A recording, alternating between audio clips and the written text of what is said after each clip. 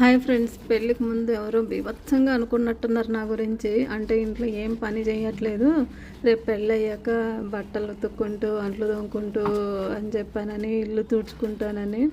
So అదేదో సినిమాలో చంద్రమోహన్ చెప్తాడు కదా, రేపు నా కొడుకు పెళ్ళయ్యాక గిన్నెలు కడుగుతా, బట్టలు ఉతుకుతా, ఇల్లు తుడుచుకుంటా ఉంటే ఆ ఊహ ఎంత బాగుందో అని చెప్పానని. సో అలా ఎవరో ఊహించుకున్నట్టున్నారు బాగా.